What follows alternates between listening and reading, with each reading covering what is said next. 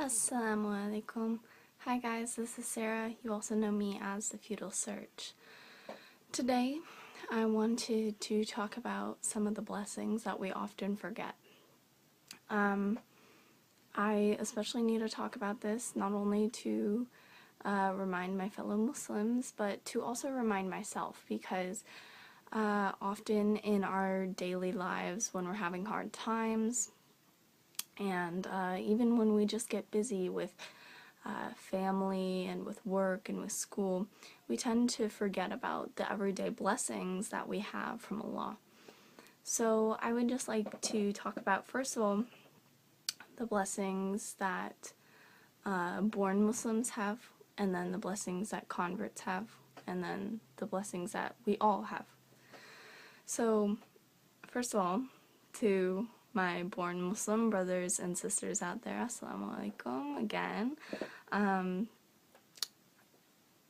One of the major blessings that I see as a convert to born Muslims is easier access to Islamic ideas and being born with a support system for your religion already around you. It's difficult for me to practice Islam in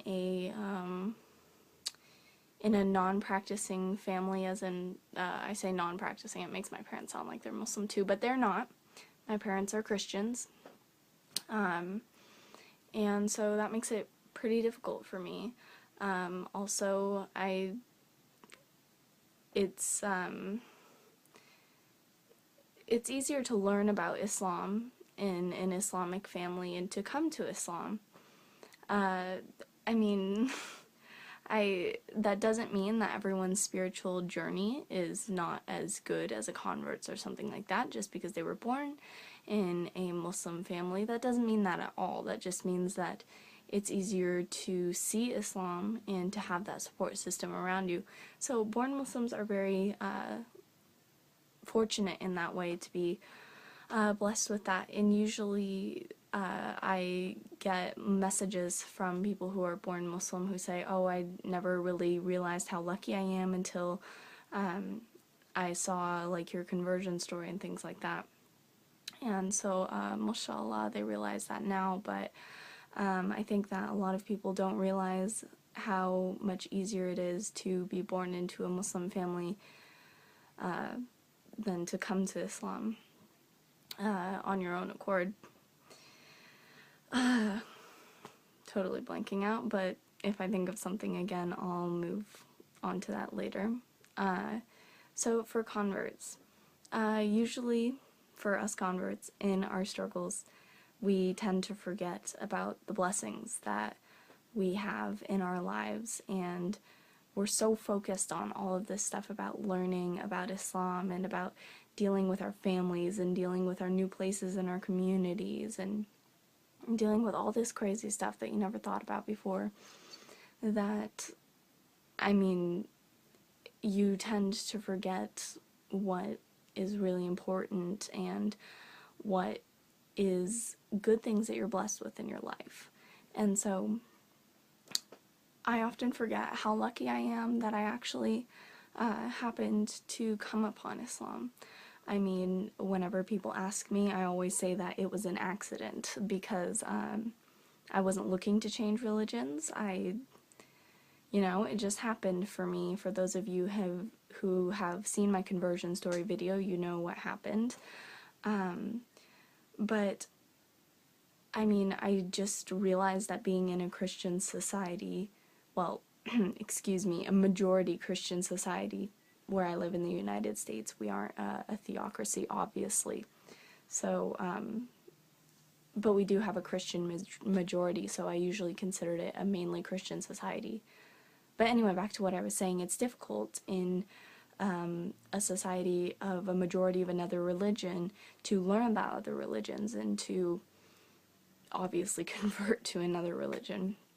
And I see a lot of the same stories among other reverts to Islam about how their families aren't speaking to them anymore, or things like that, and all these struggles that we're all going through. And I think that the biggest thing we tend to forget in all of this is that we actually did come to Islam over anything else. Over anything else. That's the biggest blessing. Over anything else. Anything else can come to you in your life and it can be painful and it can hurt every day. But nothing is as meaningful as finding Islam, because you are going to be able to get that life in the hereafter, and you have the steps to happiness for yourself. And you have a new knowledge about God and His way that you never had before. I mean, to me, I especially lose track of that. As I've said in my previous videos, I have tons of problems with my family. My family hates my decision, and they really treat me like an alien in the family because of it. But, I mean, just coming back to that central idea that becoming Muslim is such a blessing that Allah chose us to see this way of life and to accept it. And that's such a great thing that you can't explain what a blessing that is, and you can't try to say, oh yeah, now that my family is against me or so and so, that this completely makes me becoming Muslim a bad thing. No, it doesn't. It may hurt because you love your family a lot, but they're not equal things. Of course, it's a great test from Allah to lose your family like I have. I say that because I really feel like I've lost my family.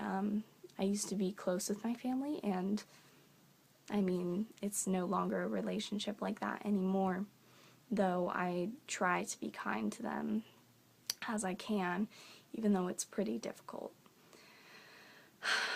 I mean, it's hard to explain to anyone just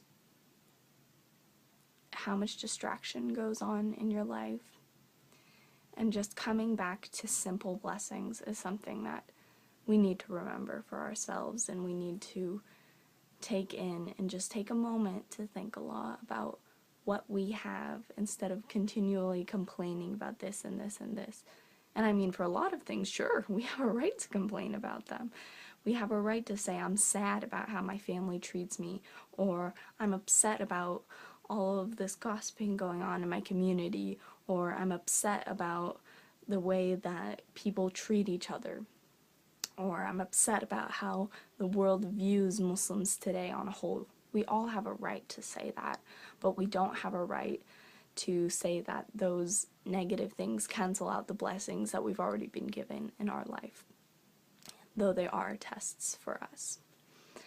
So, some blessings that we all have as a human community is being blessed with security, food, water, shelter. I'm assuming everyone that is watching this right now has a shelter, has food and water, because you obviously have access to the internet. And we are a lot more fortunate than our other Muslim brothers and sisters who are struggling in war-torn areas and are struggling to make ends meet for their children.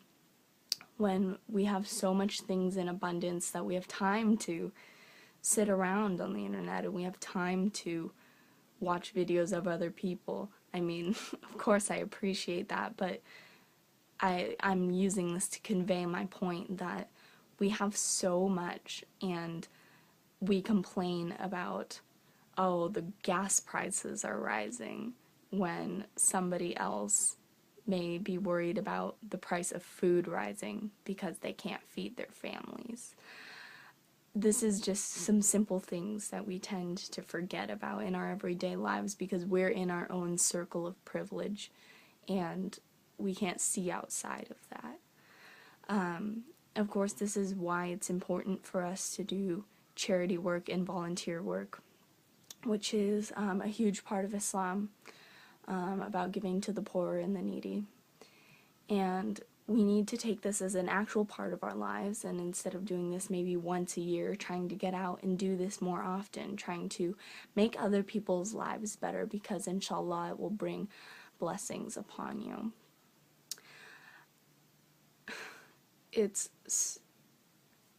to understand the kind of blessings that we have in our countries and what we are given by Allah to make our lives the best that it can be. We need to take these things and be able to give them to other people. We need to be able to influence other people's lives.